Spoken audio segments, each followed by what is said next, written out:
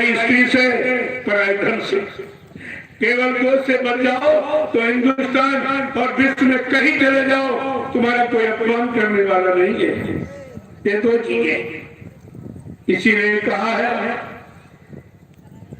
पर डाला पानी छुरी मती लगाओ अंग, और पर नारी के कारण रावण के कट गए 10 अंग। अगर पराई स्त्री सीता का अपहरण न किया होता तो इतना बड़ा बलवान भूते न भविष्य कैसे मारा जाता। ये दो चीजें से हमें आपको बच के रहना, पराई स्त्री से, पराई पति से और पराई धन से आपको बहुत दूर रहना। अगर स्पर्श तक किया तब भी आप कुछ नहीं कर सकते, मन बिगड़ जाएगा, मन खराब हो जाएगा, फिर आप साधना नहीं कर सकते हो, नाम की कमाई नहीं कर सकते हो। इसलिए केवल न तुम्हें जंगल जाना है, न गंगा गुफाओं में छिप के बैठना है, न परिवार बच्चों को छोड़ना है, न खेती दुकान बिजली मजदूरी को बंद करना है। केवल 2 काम नहीं करने हैं, पराई स्त्री, पराया पति, पराया धन, इससे दूर रहना, इससे दूर रहना। बस केवल इतना काम करो, काम हो गया। लेकिन दोनों से अलग होना बड़ा मुश्किल है। काल का सबसे बड़ा औजार है ये, सबसे बड़ा जाल है ये, दौलत और औरत का। इसी जाल में सबको फंस के रखा और किसी को साथ जाने नहीं देता। क्या औरत तुम्हारे साथ जाएगी? क्या पति तुम्हारे साथ जाएगा? क्या रुपए पैसे धन दौलत जमीन मकान तुम्हारे साथ जाएगा? ये दोनों साथ देने वाले भी नहीं है, लेकिन हम इनसे अपना साथ अलग भी नहीं कर पा रहे। रात दिन इन्हीं की मार खाते हैं और उसी में बंधे पड़े हैं। निकलना बड़ा मुश्किल हो रहा है। ये दो चीजें आपको विचार में रखनी चाहिए। संत मत 2 बातों को स्पष्ट करता है, 2 ही शिक्षा आपको देगा, क्योंकि इनसे शरीर, तन और मन और इंद्रियां सब खराब होती और मन खराब होता है। पराय धन, पराई स्त्री और पराय पति से मन खराब होता है, और मन खराब होगा तो भजन नहीं करने के लिए। ये मन ही तो है जो काम नहीं करने देता। इसीलिए संत महापुरुषों ने समझा के क्या कहा है कि मन तुम्हारे साथ क्या क्या कर रहा है और सदगुरु तुम्हारे साथ कौन कौन सी दया कर रहा है। जरा 2 वचन सुन लीजिए तो आपको विश्वास हो जाएगा कि अगर हम ऐसे कहते रहे तो आप कहोगे अपने मन से कोई बना चुना देते हैं। तो जरा विश्वास आपको हो जाएगा। तो देखिए, जब कलयुग में संत सदगुरु आए तो उन्होंने कहा क्या है। सर्वप्रथम एक वचन उन्होंने कहा कि तुम इस शैतान मन के कहने से 3 युगों से फंसे पड़े हो, निकल नहीं पाए हो। अब जरा सदगुरुदेव कहते मेरा कहना मान के देखते क्या कह रहे हैं कि सतगुरु कहे करो तुम सोई, गुरु कहे करो तुम सोई, सतगुरु कहे करो तुम सोई, सतगुरु कहे करो तुम सोई, मन के कहे चलो मत कोई, मन के कहे चलो मत कोई। एक ही बात आपको इशारा किया है। आज तक हमने आपने इस मन का कहना माना और आप भी उसी के वशीभूत हो। जो मन कहता है वही करने लग जाओ, चाहे अच्छा हो चाहे बुरा हो, चाहे नुकसान देने वाला हो, शरीर को खत्म करने वाला, गंदा करने वाला हो, लेकिन सलाह आप मन की ही मानते हो। कह रहे मन की सलाह मानकर 3 युगों से फंसे पड़े हो, निकल नहीं पाए हो। तो कहा जरा मेरा कहना मान के देखो। आगे क्या बता रहे हैं कि मन क्या क्या करता है और सदगुरु क्या करता है। दोनों की बात आपके समझ में आ जाएगी। क्या कह रहे हैं? ये भाव में गोते दिलवावे, यह भाव में गोते दिलवावे, ये भाव में गोते दिलवावे, यह भाव में गोते दिलवावे, और सतगुरु से बेमुख करवावे, सतगुरु से बेमुख करवावे। कहते मन करता क्या है तुम्हारे साथ? का ये भवसागर में सागर में गोते लगवाया, बुरे कर्म बुरी आदत बुरे खान पान बुरी संग सोबत की तरफ ले जाता है और सदगुरु से अलग करता है, उनके आदेश उनके हुक्म का पालन नहीं करने देता। आगे क्या कह रहे हैं कि काल चक्र में डाल घुमावे, काल चक्र में डाल घुमावे, काल चक्र में डाल घुमावे, काल चक्र में डाल घुमावे, मोह जाल में बहुत फंसावे, मोह जाल में बहुत फंसावे। का बार बार ये तुम्हारा मन ये काल की बनाई व्यवस्था भोगों की इसी में बार बार गोते लगवाता है और आपको मोह जाल में इतना फंसा देता है कि निकलना मुश्किल है। यहाँ दुख का कारण क्या है? मोह सकल व्याधन कर मूला, मोह संपूर्ण व्याधियों की जड़ है, संपूर्ण दुखों का आधार है मोह। और ये मोह जाएगा, कोई दवा बनी इसकी? क्या मोह की कोई दवा बनी है? कहा कि बिन सत्संग न होए मोह भंगा, बिना सत्संग के ये मोह आपका जा नहीं सकता, ये लगाव आपका खत्म नहीं हो सकता। तुम किससे लगाव रख रहे हो? जो तुम्हारे तन को और बुद्धि को और चित्त को सबको खराब करने वाला। ये मन उधर ही आपको ले जाता है, उधर आपको घुमाता है। कभी संत सदगुरु की तरफ आने नहीं देता है, बचनों को सुनने नहीं देता है, बचनों के अनुसार चलने नहीं देता है और बचनों को जीवन में उतारने नहीं देता है और कोई लाभ प्राप्त नहीं करने देता है। सारे लाभों से आपको वंचित रहता है।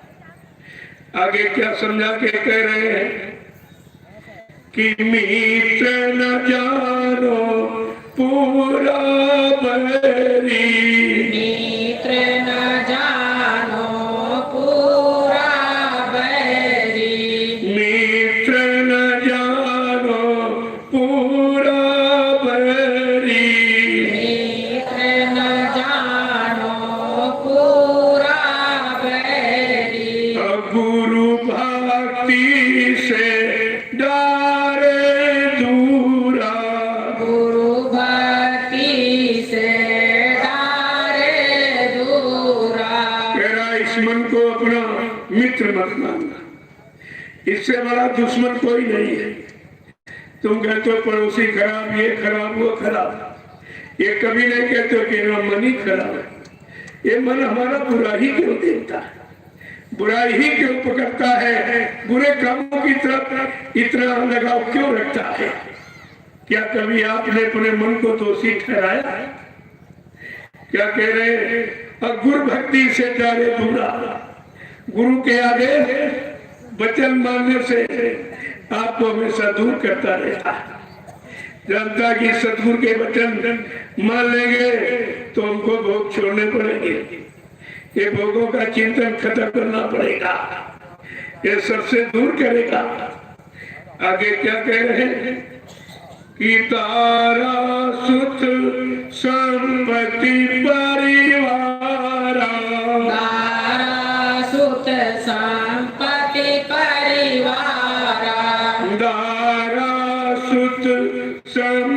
संपत्ति परिवारा तारा सुख संपत्ति परिवारा डारे काम क्रोध की धारा डारे काम क्रोध की धारा आपको किधर तरफ ले जा रहा दारा माने स्त्री सुत माने बेटा और परिवार को बस इतने चक्र में आपको घुमाता रहता है इस चक्र से कभी अलग नहीं होने देता इसी में चक्कर कटा रहा है और क्या कह रहे हैं और काम क्रोध की अग्नि में जलाता रहता दो अग्नियां आपके अंदर बड़ी प्रबल है एक काम की एक क्रोध की काम अग्नि सर्वनाश कर देती शरीर का बुद्धि का विवेक समाप्त कर देती है ये काल के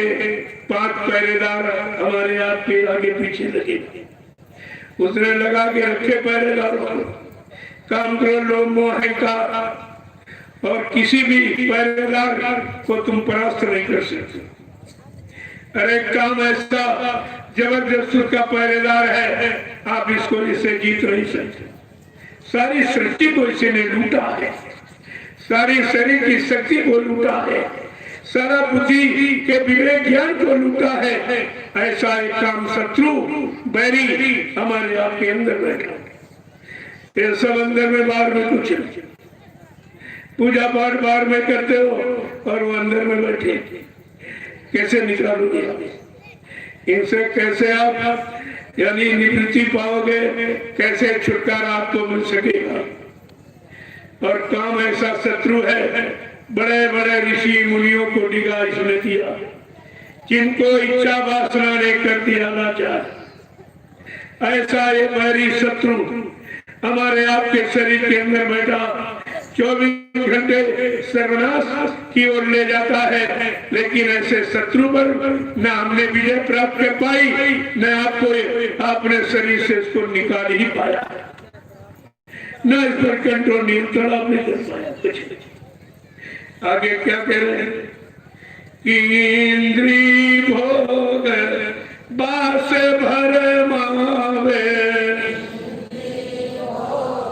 बस भर मावे इंद्रिय भोग बास भर मावे इंद्री भोग बास भर मावे भक्ति विवेक नाश करवावे भक्ति विवेक नाश करवावे भक्ति विवेक नाश करवावे भक्ति विवेक नाश करवावे देखो मन क्या क्या हरकतें कर रहा है अंदर हमारे सबके अंदर बैठा हुआ इसलिए सत्संग सबके लिए होता ये किसी व्यक्ति विशेष के लिए विशेष मजहब धर्म जाति के लिए नहीं होता सबके लिए होता है क्योंकि मन और क्रोध और वैरी काम क्रोध लोभ मोह अहंकार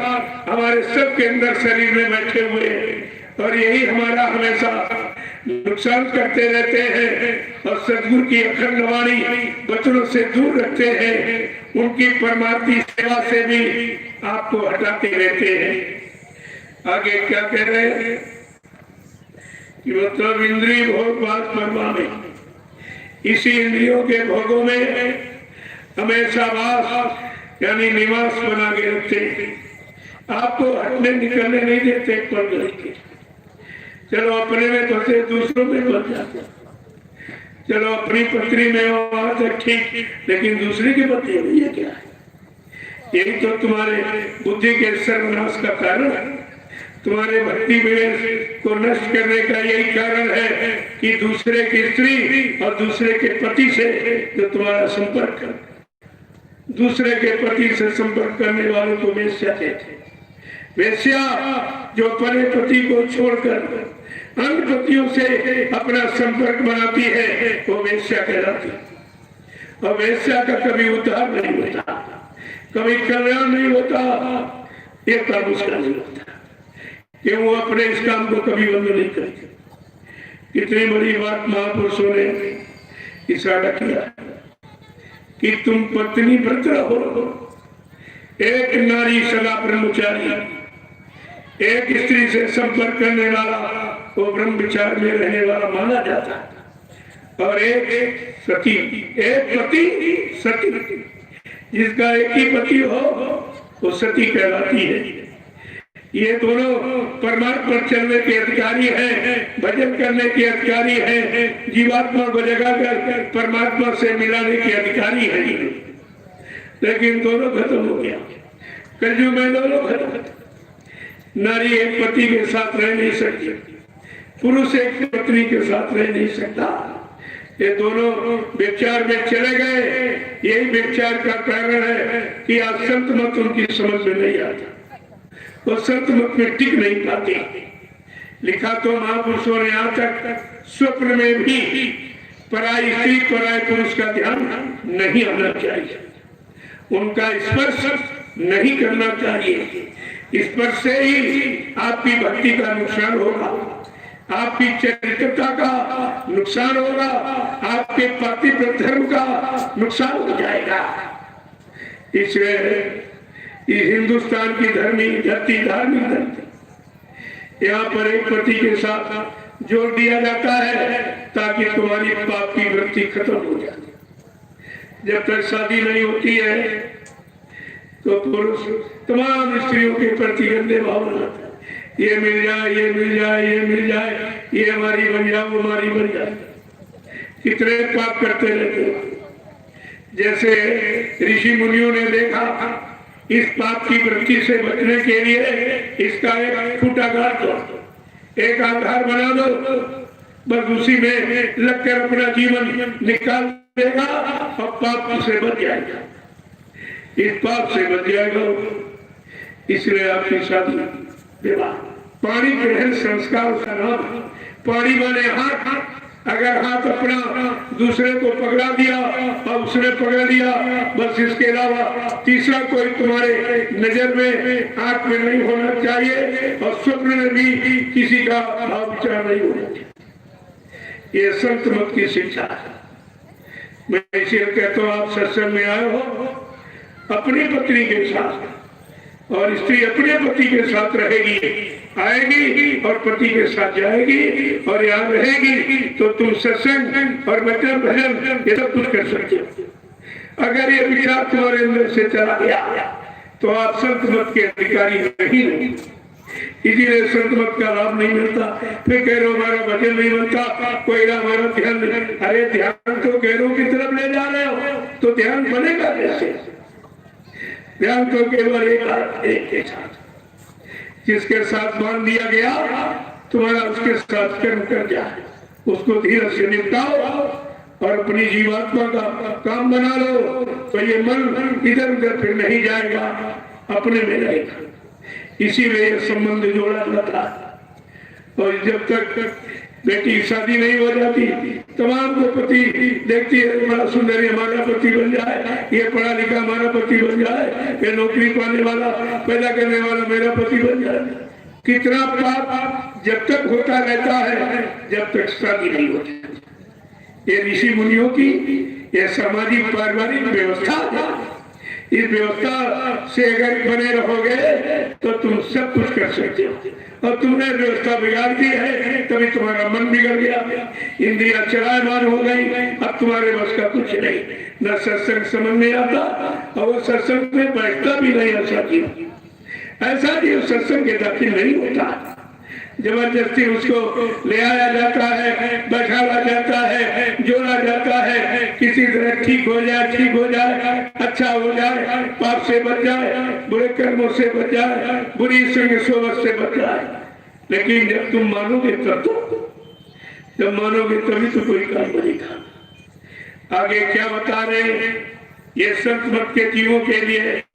देखो मन कैसी कैसी हरकत कर रहा है और गुरु कैसी कैसी संभाल कर रहा है। ये दोनों आपके साथ, मन भी आपके अंदर और गुरु बाहर बैठा था। अभी गुरु अंदर में आपने बसाया नहीं। जब गुरु अंदर में बच जाएगा तो दूसरे का वास नहीं हो सकता।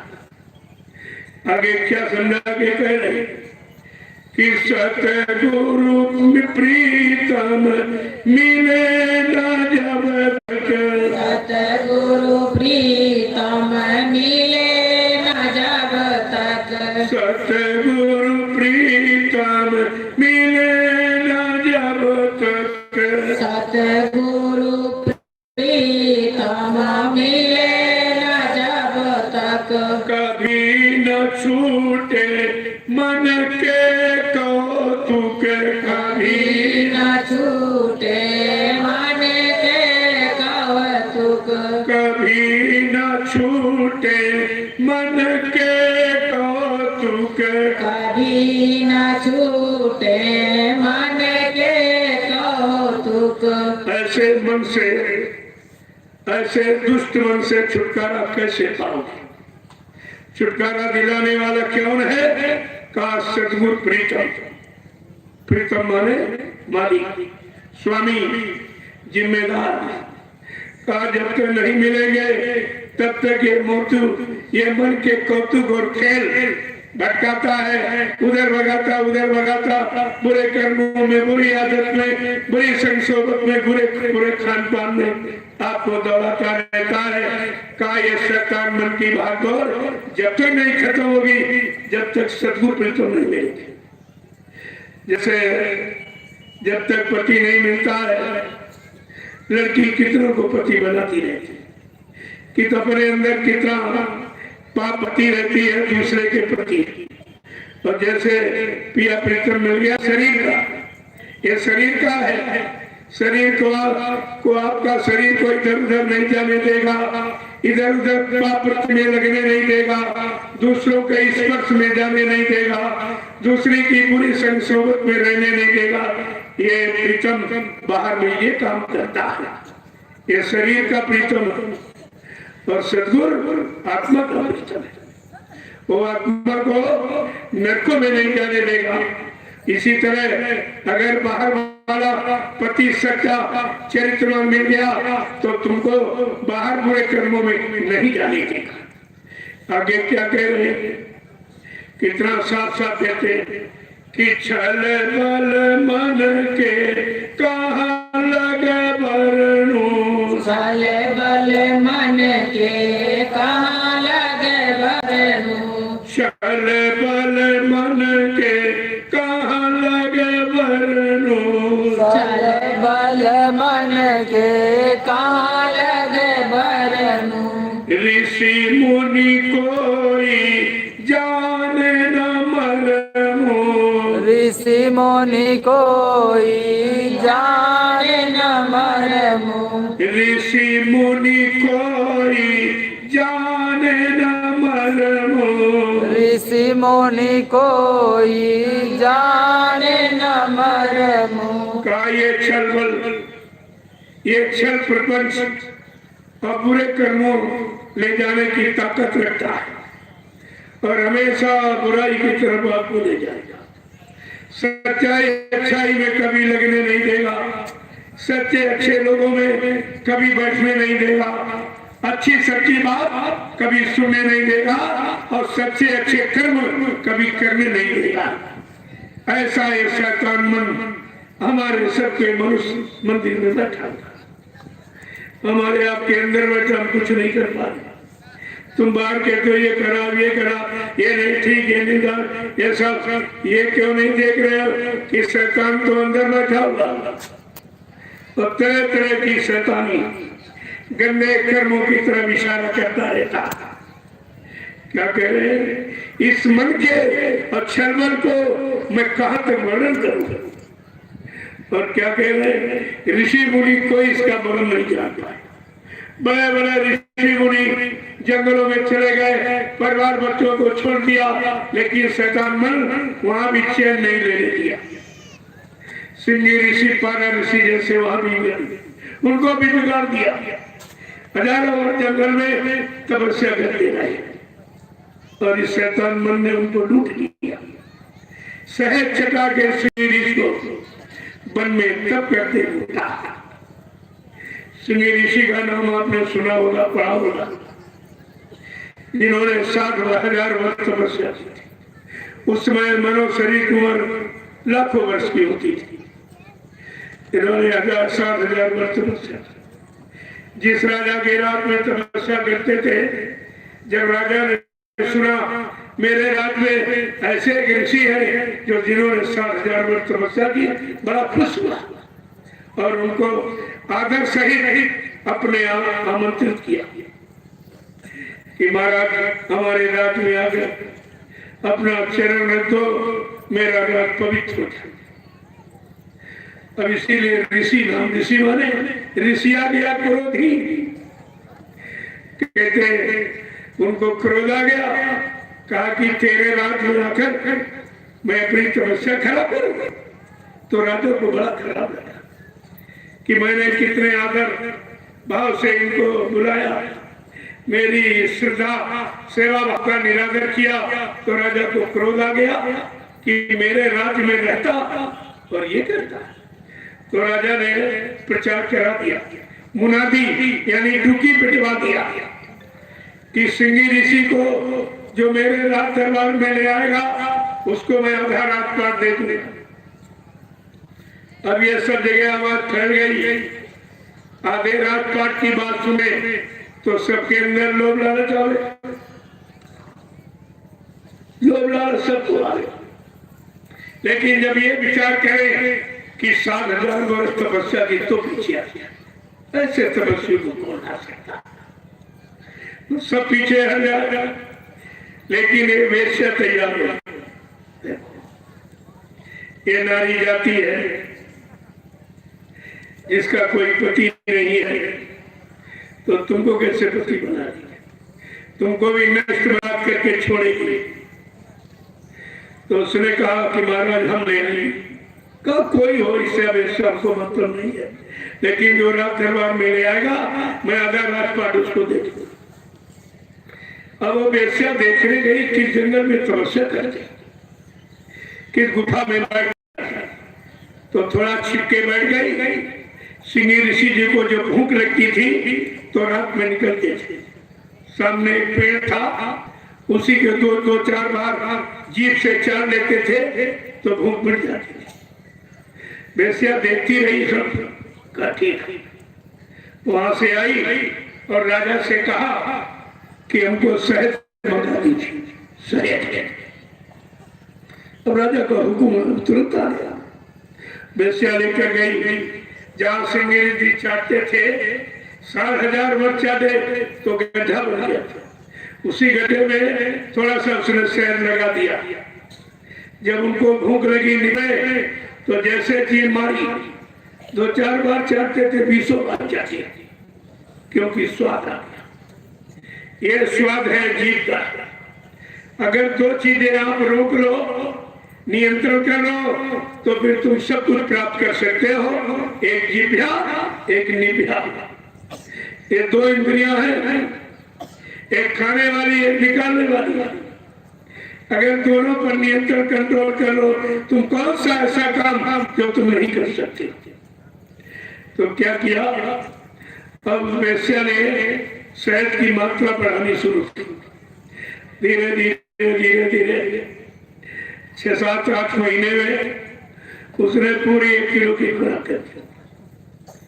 जिसकी 1 किलो की खुराक हो जाए कि अब अगर खाए चैन से रह सकता तो बहुत तड़पी। एक दिन वेश्या ने कुछ नहीं लगाया, अब उनको भूख लगी तो निकले, जैसे जीभ मारी तो कुछ नहीं।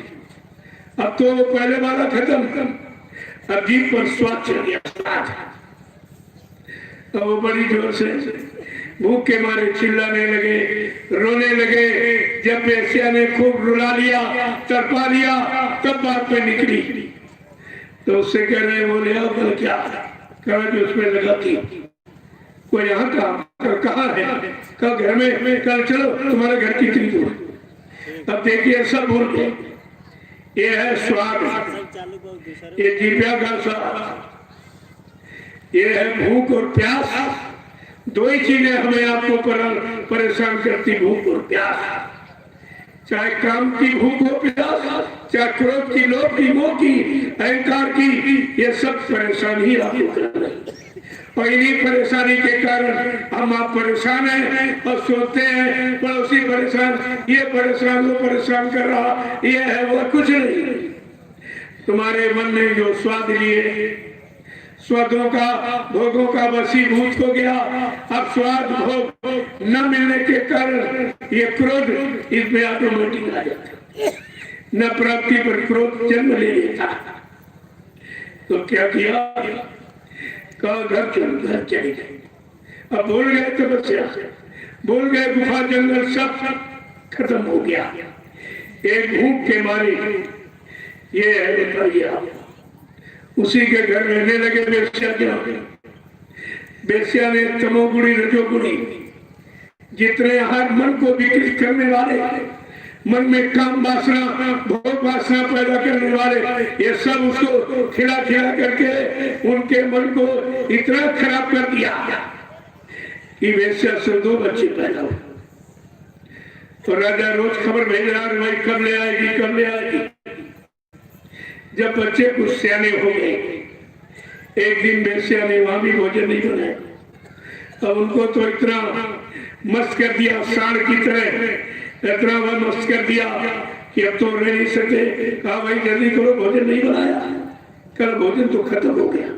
कल क्यों? कल तो रात दरबार से मिलता था, चलो राजा से फरियाद करेंगे, मिल जाएगा।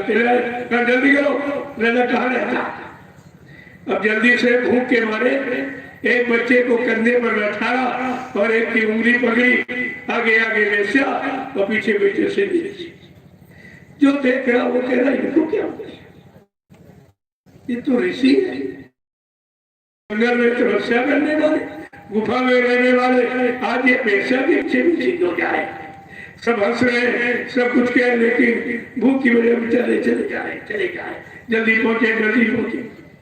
जब रात दरबार में पहुंचे तो राजा ने कहा, अरे माँ तुम्हारी ये क्या हाल, महाराज ये तुम्हारी क्या हाल।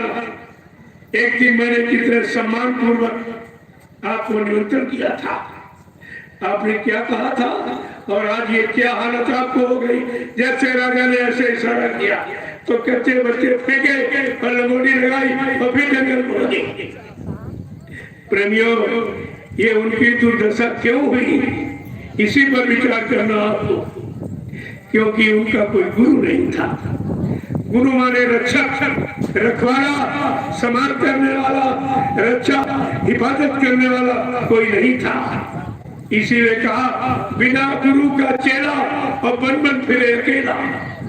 हमारा आपका सच्चा साथी गुरु ही है, कोई जो इधर के साथी उधर के साथी, इधर भी शरीर को भोगों से अलग, गंदे खान पान से अलग, गंदे कर्मों से अलग रखकर शरीर को निरोगी और मजबूत बनाएंगे और फिर भजन करा के जीवात्मा का उद्धार करेंगे। एक गुरु, इसीलिए संत महापुरुषों ने सारे रिश्तों को खोल दिया कि तुमने जो रिश्ते बनाए हैं उनका मतलब, उनका अर्थ, वो तुम्हारा लाभ कहाँ तक कर सकते हैं, तुम्हारा साथ कहाँ तक दे सकते हैं। तो क्या लिखा गया है, क्या कहा है कि तेरी तक पत्नी का नाता, तेरी तक पत्नी का नाता, पोली तक माँ का नाता है, और मरघट तक जाते भाई बंधु, पर हंस अकेला जाता है। कोई साथी बना, शरीर तो एक बार चल के ला दिया, क्योंकि ये तो जाएगा नहीं, और जीवात्मा गई, उसके साथ कोई गया। क्या पत्नी मरी, पति साथ गया, पति मरा, पत्नी साथ गई, बेटा मरे, बाप साथ गया, बाप मरा, बेटा साथ गया, या भाई भाई साथ गया। अरे हमने अपने साथी का अभी चुनाव ही नहीं किया। इस सच्चा साथी संत महापुरुषों ने इशारा करके सच्चे साथी के बारे में आपको क्या बताया है कि संगी साथी गुरु को लेना, इस संगी साथी एक गुरु जी को लेना और भेद इन्हीं का जाना है और सुरक्षित सत्य का साधन करके अब अपने घर चढ़ जाना है, फंसना नहीं देश बिराना है। देखिए कितना बड़ा इशारा किया। तुम्हारा सच्चा साथी तुम्हारा समय का सद्गुरु है, इधर के साथी उधर के साथी। रोज कहते हो इधर के साथी जय गुरुदेव, उधर के साथी जय गुरुदेव, यहाँ मिले हैं जय गुरुदेव, वहां मिलेंगे जय गुरुदेव। ये कहते कहते इतना समय चला गया, अभी तक तुमने अपना कहना नहीं समझ पाया। तुम्हारा कहने का मतलब क्या है? ये सब जानकारी आपको रखनी चाहिए थी, लेकिन कुछ नहीं। इस काल सुनते उस काल से निकाल देते। अरे सत्संग सुनने का विषय नहीं है, सत्संग मन को पकड़ाने का विषय है। जब एक एक वचन मन को पकड़ाओगे और मन पर चलने लगेगा तो एक दिन तुम्हारा काम प्रारंभ हो जाएगा। तो बात तो असली है। अरे नया काम तो हम आप नहीं कर सकते, क्यों? शक्ति ताकत नहीं है, सब भोगों में खत्म कर दिया है। फिर भी महापुरुषों ने क्या कहा? उस इशारे को तो कम से कम संतों ने कहा क्या उन्होंने कहा है?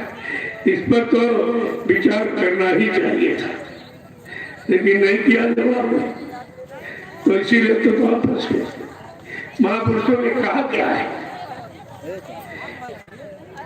इशारा करके उन्होंने क्या देखो, मरना नहीं, इसको जीवन। अरे भाई सत्संग में सब आए, सबको सत्संग की जरूरत है। बच्चन इसके भी कान है, इसमें भी आंख है, इसके अंदर भी जीवात्मा बैठी जो तुम्हारे अंदर, और मन बुद्धि चित्त इसके अंदर, तो तुम उसको अपने से अलग समझते हो। ये भी सत्संग में सभी जीवात है, सबको अच्छा लगता है, लेकिन अच्छा समझकर कितने अच्छा लेकर अच्छे बन पाए हैं, तब तो सत्संग की महिमा। केवल सुनते रहे, सुनाते रहे, बोलते रहे, बुलाते रहे, फिर आपको क्या मिलेगा? तो इसीलिए कहा कोई नया काम तो नहीं कर सकते हो, लेकिन पुरानी जो आते आपने खराब की। कौन सी? कि इंद्रिय द्वारे बंद कर रखना, इंद्रिय द्वारे ये बंद कर रखना, और मन पर अंकुश लाना है, और फंसना नहीं दे तो बिराना है। का मन को इंद्रिय घाटों से जरूरत पर तो प्रयोग कर सकते, अनावश्यक शक्ति को नष्ट मत करो। सोचने में भी शक्ति चाहिए। अरे भाई 3 पैसे संयम किया जाता, तब पक्का संयम माना जाता। मनसा वाचा कर्मणा, मन से भी गलत सोचो ना, वाणी से गलत कहो ना, और फिर आखिरी में आता है कर्म गलत करो ना। जब तीनों तरफ से आप 5 सात शुद्ध निर्मल पवित्र रहोगे, तब तुम्हारा मन भजन में लगेगा। ऐसे भजन कोई नहीं कर सकता। तुम भजन करना कोई खेल समझते हो? कि आपने कभी भजन किया है? ये तो रास्ता ही यहाँ नहीं था। ये तो कलयुग में अगर संत महापुरुषों ने दया न की होती तो हमें आपको जीवात्मा को लगाना, परमात्मा से मिलाने का रास्ता और युक्ति मिलती ही नहीं। ये किसी के पास नहीं थी। देखो कैसे आपको सोचना है, ये आपको सोचना चाहिए था। अपने मन को पाक साफ निर्मल पवित्र करने आए हो कि यहाँ गंदा करने आए? गंदा तो आपने बहुत किया, और अभी गंदगी तरफ ले जाते रहोगे तो सत्संग में आने का कोई मतलब नहीं, कोई लाभ आपको नहीं मिलेगा। आपको ये सोचना चाहिए, जिस दिन आपको नामदान मिला है, ये नाम अमोलक धन सद्गुरु ने आपको दिया, उसी दिन से हमें आपको सोचना चाहिए जो हम पहले थे आज उसे वो नहीं। तब तो अब तक आपका बन जाता, तब तक आपका काम हो जाता, लेकिन तुम काम करते काम, तुम तो अपने काम को बहुत पीछे हटाते रहते। ये काम करने का समय है तो मन काम करने नहीं दे रहा, सत्संग में रुकने नहीं दे रहा।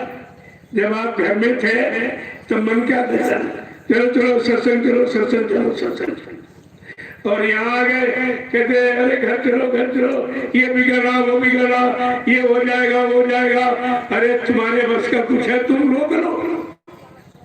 जब तुम अपने शैतान मन को नहीं रोक पाते हो तो होने वाले नुकसान को आप कैसे रोक लोगे? तुम्हारे पास कौन सी युक्ति है जो रोक लोगे?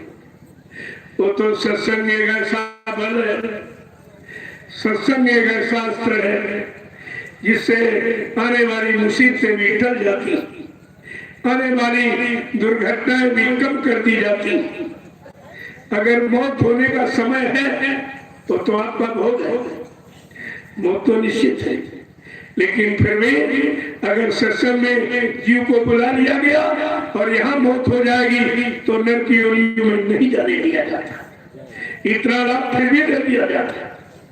तो वो कितना लाभ है सत्संग सर, इसीलिए तो लेकिन समझ में कुछ आया है सत्संग फल पेखी तत्काला और काग होए पिग बगौ मराला। सत्संग का फल तत्काल मिलता है अगर आप उसके लायक अपने मन को बना लो। तुम्हारा मन ही खराब तो लाभ क्या दे, वो लाभ की तरफ जाने नहीं देता। जिधर हानि हो रही उधर आपको घसीट के ले जाता और तुम्हें भी नहीं समझ पा रहे हो इधर जाने में हमारा लाभ है कि हमारा नुकसान है। का शरीर केवल एक काम के लिए मिला है, कीर्तन नगरी में सूरती फंसी है, कीर्तन नगरी में ये सूरती फंसी है और इसको यार छुड़ाना है, फंसना नहीं दे तो बिराना है। का ये शरीर में, ये शरीर नगरी में जीवात्मा फंसी गई। अभी तक लोगों को यही नहीं मालूम जीवात्मा है क्या, शरीर में उसका रहने का स्थान क्या है ये भी नहीं मालूम। जब कुछ मालूम नहीं है तो आप तुम स्थान पर जाकर जीवात्मा को कैसे जगाओगे और किससे जगेगी ये भी तो नहीं मालूम आपको। तुम्हारे लिए सब ये नया काम है तो बहुत पुराना, युगों युगों का, युगों युगों की भूरी बिछड़ी जीवात्मा इन नरकों में बार बार चक्कर मार रही है। इस बेचारी का उद्धार कल्याण कैसे होगा उसके लिए संत बढ़ाए और उन्होंने ये रास्ता दे दिया कि दिन भर दम की कमाई करो। मना नहीं आपको, क्योंकि शरीर के लिए, परिवार बच्चों के पालन पोषण के लिए आपको धन एक आधार है तो आप धन की कमाई करो, मना नहीं। लेकिन सच्चा ईमानदारी मेहनत से, ताकि किसी का कर्म कर्जा न लगने पावे। पहले से इतना लादे बैठे हो उसका तो उतारने का कोई इंतजाम आपके पास है नहीं और निरंतर लाते रहते हो इनका इनका इनका। एक तरह से नहीं, 80% पाप आंख से चढ़ते, आंख से देखने से 80%। अभी आंखों से करना क्या है? केवल गुरु दर्शन, सात गुरु का दर्शन इन आंखों की गंदगी को समाप्त करता है। संत तुम्हारी गुरु और साध की सीख तुम्हारे कानों की गंदगी को साफ करेगी, मन बुद्धि चित्त को साफ करेगी। और यहाँ कोई साबुन ऐसा नहीं बना है जो मन की गंदगी को समाप्त कर दे। यही कहा है, ये सत्संग ऐसा दरिया है कि इसमें नहाने से कितने पापी तरते हैं।